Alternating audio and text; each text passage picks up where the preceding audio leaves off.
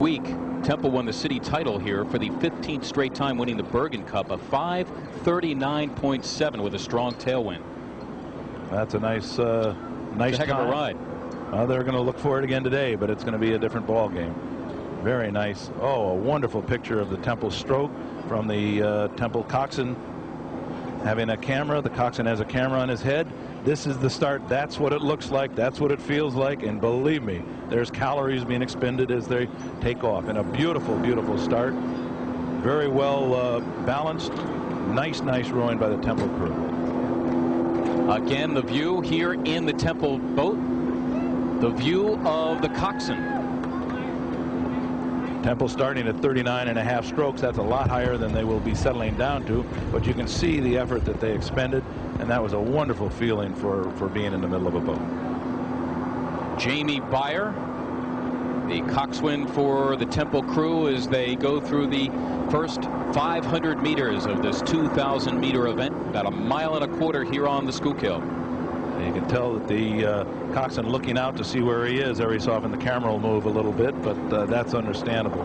But they are getting their oars very in together. Just a nice, beautiful job. That's why they're the champions. And there's also some instrumentation that the coxswain has in order to gauge strokes per minute.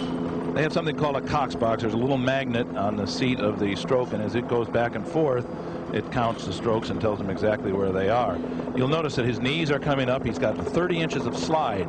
He comes up and he drives with his legs, and the legs are really more important than the back and the arms in rowing. If you can use your legs right, you've got a lot more strength. After all, you don't walk on your hands, you walk on your feet. So the legs are what really propel the boat. A fellow by the name of Alan Rosenberg, much like you, Bill Stowe, a rowing guru, attended a Temple University practice earlier this week. Who is Alan, and do you have any idea what he told him? Well, Alan was my coach in the 1964 Olympics when we won. And we've got a coxswain looking out at another boat here. That's a coxswain camera looking out at another boat. But this is just wonderful coverage from the Temple taking an early comfortable lead. But Rosenberg came out last week. Temple was in a little bit of a slump, having won earlier in the year. They were not doing as well as they wanted, and he came out and spent a day with Gavin White, and they appear to have picked up a lot of speed. They have about a 2-length advantage now as they've come under the bridge, and this is going to be very hard for anyone to catch them. I had expected Temple to be out very close to them. This is upsetted by their great speed. Again, a look from coxswain cam, as we're calling it, inside the Temple boat. The Owls, the defending champions now, 6 straight years, looking for a 7th. Under their head coach, Gavin White, who is in his 18th year on North Broad Street. 2 freshmen in the boat. Maybe one of the reasons why they had been experiencing some unexpected losses. Perhaps chalk it up to inexperience. Well, this Temple crew is just a marvelous group of young people. He doesn't have a lot of depth this year, but he does have some youngsters that have rowed in high school, and he's brought them to Temple. They do have a small scholarship program for their students, and he is able to attract some very fine oarsmen, and it shows year after year.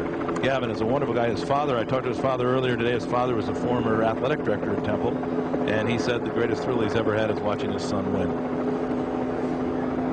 This is an unexpected runaway. It's going to be difficult for them perhaps to hold it because they have taken such a lead, but we are talking about an experienced crew. Boys, that earlier this year I went to San Diego and I watched Temple come in 3rd behind Washington and Harvard, which doesn't sound very impressive, but they were ahead of Yale, Cornell, Penn, and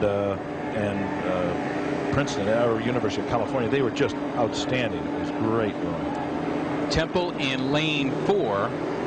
Drexel in lane 3.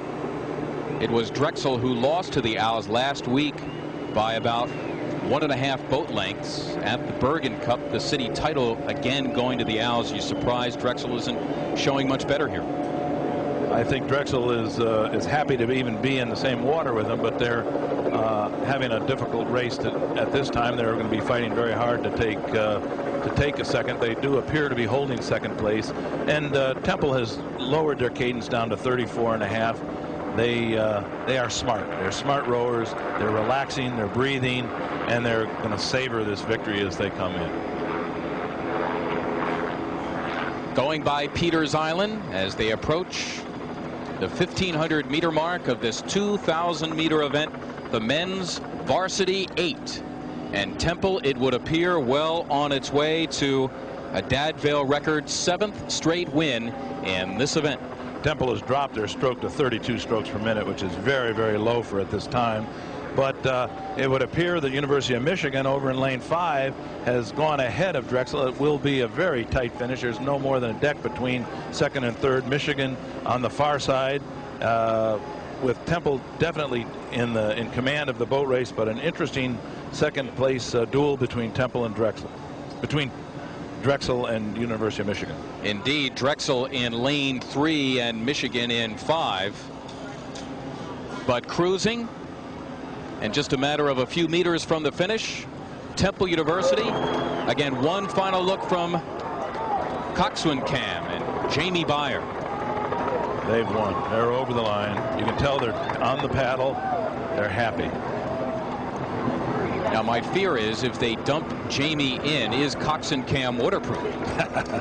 And I hope they get it off him. That was a splendid race for Temple. I think they surprised themselves getting out that quickly and putting some of the other crews, which have less experience, sort of